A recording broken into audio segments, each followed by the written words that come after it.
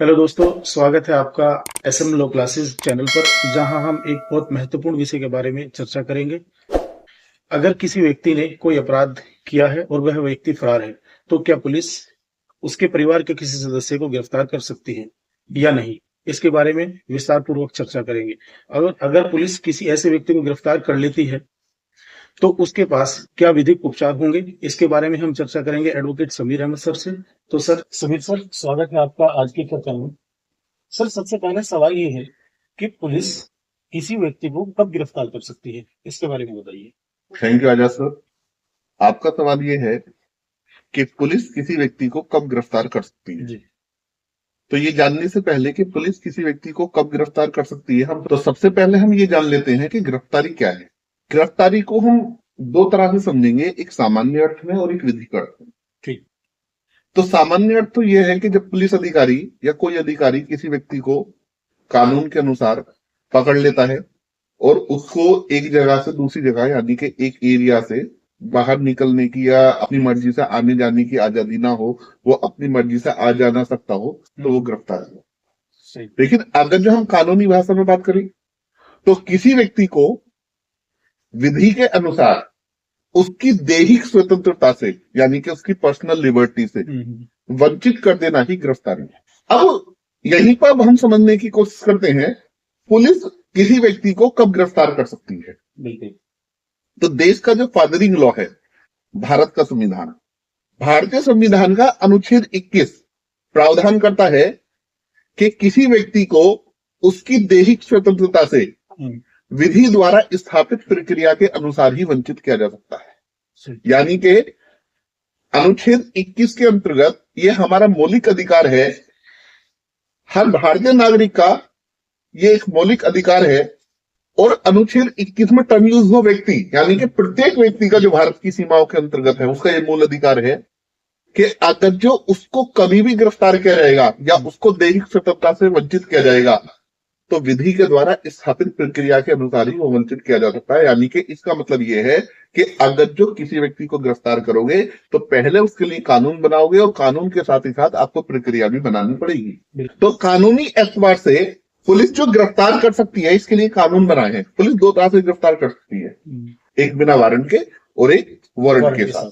अब बिना वारंट के कब गिरफ्तार करेगी और कब पुलिस को वारंट के अंतर्गत गिरफ्तार करना पड़ेगा, ये हमें समझना पड़ेगा। इसके लिए अपराधों को दो श्रेणियों में बांटा गया, एक संज्ञेय अपराध और एक असंज्ञेय अपराध, यानी कि कॉग्निजेबल ऑफेंस और नॉन कॉग्निजेबल ऑफेंस। तो संज्ञेय अपराध में पुलिस बिना वारंट के गिरफ्तार कर सकती है, बिना वारंट के इन्वेस्टिगेशन कर सकती है। और असंज्ञेय अपराध में नॉन कॉग्निजेबल ऑफेंस में पुलिस बिना वारंट के गिरफ्तार नहीं कर सकती। अपवाद को छोड़कर, एक्सेप्शनल कंडीशन को छोड़कर पुलिस बिना वारंट के गिरफ्तार नहीं कर सकती। यानी कि उसको गिरफ्तार करने के लिए पहले मजिस्ट्रेट से वारंट या मजिस्ट्रेट का आदेश जो है उसको प्राप्त करना पड़ेगा। अब यहीं पर दूसरा सवाल होगा कि कैसे पता चलेगा कि कौन सा अपराध कॉग्निजेबल है, कौन सा अपराध नॉन कॉग्निजेबल है। तो इसके लिए हमारे यहाँ प्रोसीजर लॉ है, बीएनएसएस है। बीएनएसएस में शेड्यूल है, जो फर्स्ट शेड्यूल है उसमें बताया है, क्लासिफाइड किया गया है कि कौन सा ऑफेंस जो है कॉग्निजेबल है और कौन सा नॉन कॉग्निजेबल है। लेकिन ये शेड्यूल तो बीएनएस के ऑफेंसेस के लिए है। लेकिन इसके अलावा अगर जो अदर लॉ के अकॉर्डिंग कोई ऑफेंस है और वो कॉग्निजेबल है या नॉन कॉग्निजेबल है तो उसको भी उस कानून में बताया है। तो जहां ऑफेंस कॉग्निजेबल होगा, संज्ञेय अपराध होगा, वहां पुलिस बिना वारंट की गिरफ्तार कर सकते हैं। समीर सर, दूसरा क्वेश्चन ये है, अगर कोई व्यक्ति जिस पर किसी अपराध का आरोप है और वो व्यक्ति फरार है, तो क्या पुलिस उसके किसी रिश्तेदार को, उसके भाई बहन, माता पिता या किसी भी अन्य व्यक्ति को, फैमिली के किसी अन्य व्यक्ति को थाने में पकड़ कर ले आती है और कहती है कि भाई आरोपी को ले आओ और तुम चले जाओ? क्या ये गिरफ्तारी लीगल है? क्या ये तरीका पुलिस का सही है? इसके बारे में बताइए। अगर सर आपका सवाल ये है कि अगर जो एक व्यक्ति ने कोई अपराध किया और वो व्यक्ति फरार हो गया या कोई व्यक्ति किसी अपराध का संदिग्ध है, उस पर यह संदेह है कि उसने ये अपराध किया, तो आमतौर से साधारणतया पुलिस क्या करती है कि उसके परिवार के सदस्य को, उसके भाई को, उसके पिता को, माता या इनमें से किसी को भी या उसके किसी रिश्तेदार को जनरली थाने में बिठा लेती है, जो आमतौर पर देखा जाता है। और उनसे कहा जाता है आप जो है उस व्यक्ति को ले आओ और इनको हम छोड़ देंगे। तो आपका सवाल ये है कि पुलिस का ये कार्य क्या वैध है? क्या ऐसा कोई कानून है कि पुलिस इस तरह से कर सकती है, या ऐसा कोई कानून नहीं है तो पुलिस ऐसा क्यों करती है? ये आपका सवाल है। तो देखिए, सबसे पहली चीज ये है, भारतीय कानून में इस तरह का कोई प्रावधान नहीं है कि अगर जो एक व्यक्ति ने अपराध किया है तो उस अपराध, जिस व्यक्ति ने अपराध किया है उस व्यक्ति की वजह से, उसके अपराध की वजह से उसके परिवार को, उसके रिश्तेदार को या किसी अन्य व्यक्ति को प्रताड़ित किया जाए, या उसके अपराध की सजा किसी अन्य व्यक्ति को दी जाए। इस तरह का कानून में कोई प्रावधान नहीं है। और पुलिस अगर जो इस तरह का कोई कार्य करती है तो ये पुलिस का कार्य पूरी तरीके से अवैध है। पुलिस एक अपराध करती है और पुलिस के खिलाफ ऐसे मामलों में एफआईआर होनी चाहिए, पुलिस के खिलाफ जो है कार्रवाई होनी चाहिए। क्यों? पुलिस अपराध करती है। और इसके साथ ही साथ हम समझते हैं कि कानून क्या है।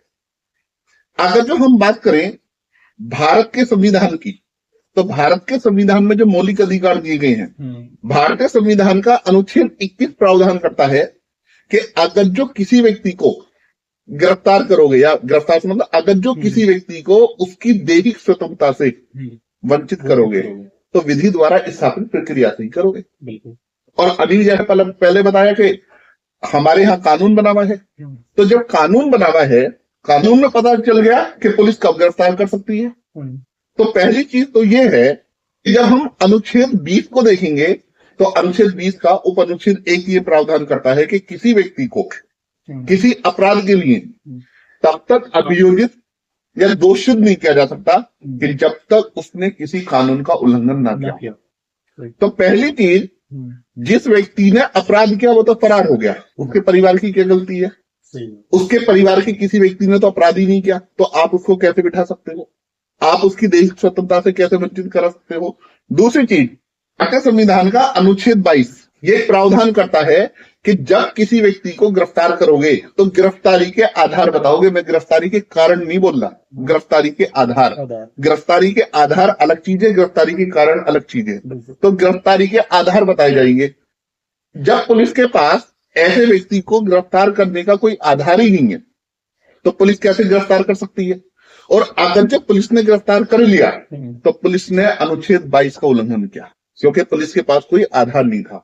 पुलिस ने अनुच्छेद 20 का उल्लंघन किया क्योंकि पुलिस के पास जो है, पुलिस के पास ऐसा कोई ग्राउंड्स नहीं है कि उसने कोई किसी कानून का उल्लंघन करा है।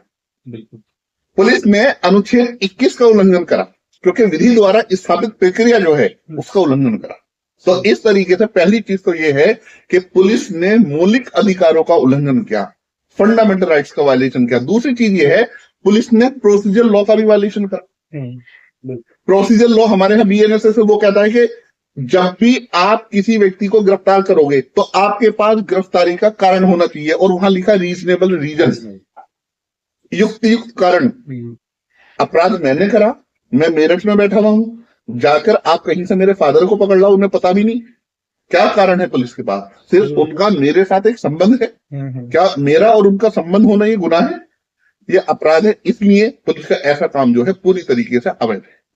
अगर कोई पुलिस अधिकारी किसी व्यक्ति को मतलब थाने में बैठा लेता है या गिरफ्तार कर लेता है, तो उस पुलिस अधिकारी का ये कार्य क्या अपराध की श्रेणी में आता है? क्या उसके कानून में कोई ऐसा प्रावधान है? फिर उसके बारे में बताइए। अगर जो किसी व्यक्ति ने अपराध किया है और उस व्यक्ति के बदले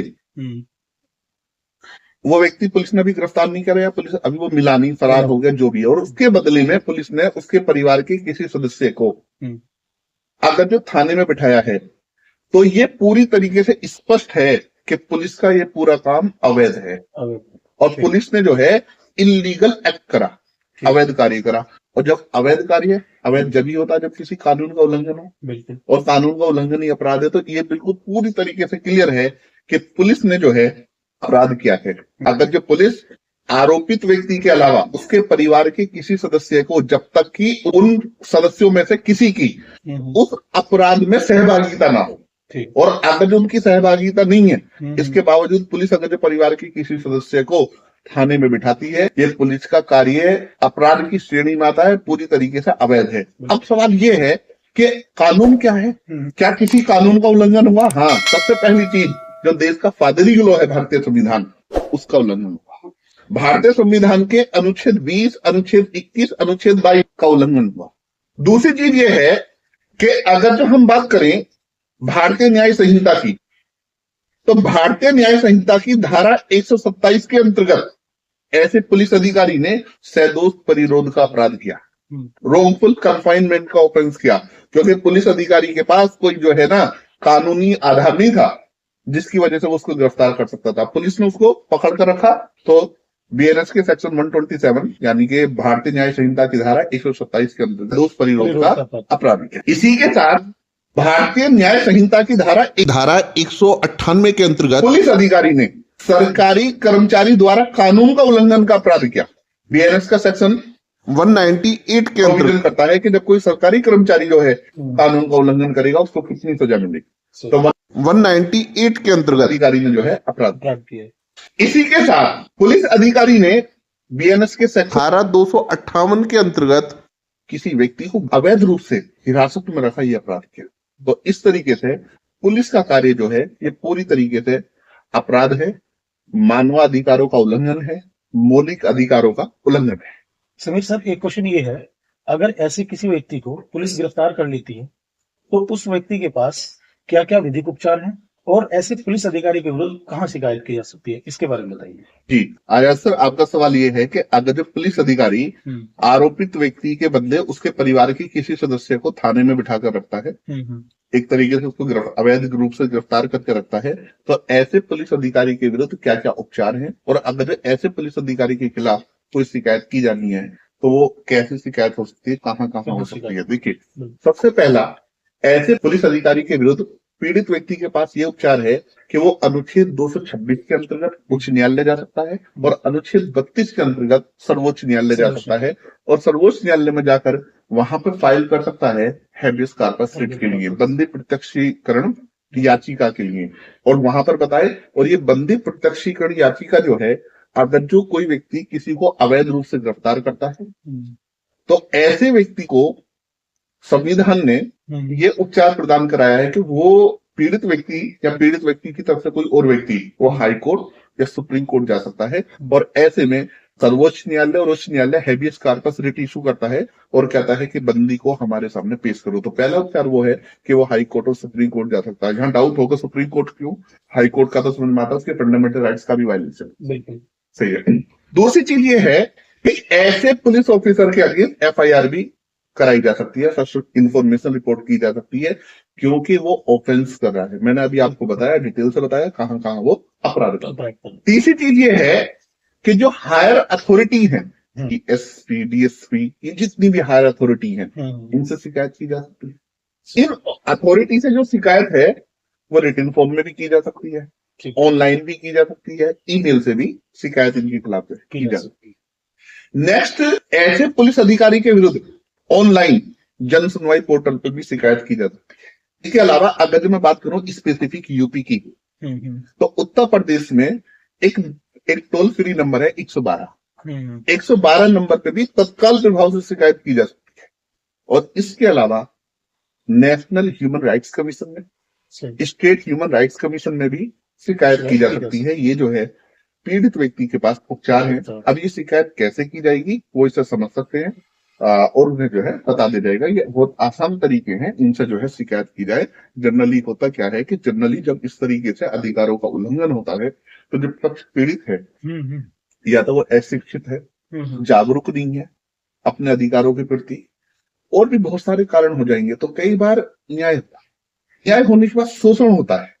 पुलिस जो है एक ऐसा इंस्टीट्यूशन है, एक ऐसी संस्था है जो लोगों की रक्षक है, और जो लोगों की रक्षक है, रक्षा के लिए बनाई गई है, तो उसकी जिम्मेदारी है कि लोगों को प्रोटेक्शन प्रोवाइड कराया जाए। कि पुलिस अपनी जिम्मेदारियों को निभाने के लिए कोई जो है साइड से रास्ता निकाले, 2 नंबर से रास्ता निकाले, इजी वे नहीं निकाल सकती। ये तरीका नहीं है। जिसने ऑफेंस किया है ना उसको पकड़ो, उसको सजा मिलनी चाहिए। अपराधी का फेवर किसी कीमत पर नहीं लिया जा सकता, लेकिन निर्दोष को किसी भी तरीके से जो है उसको सताया नहीं जा सकता, उसका शोषण नहीं किया जा सकता। बहुत धन्यवाद समीर सर।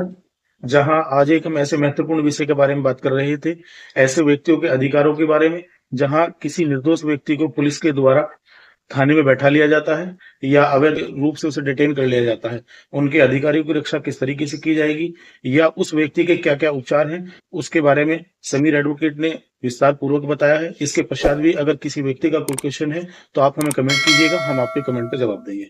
तब तक के लिए जय हिंद, जय भारत।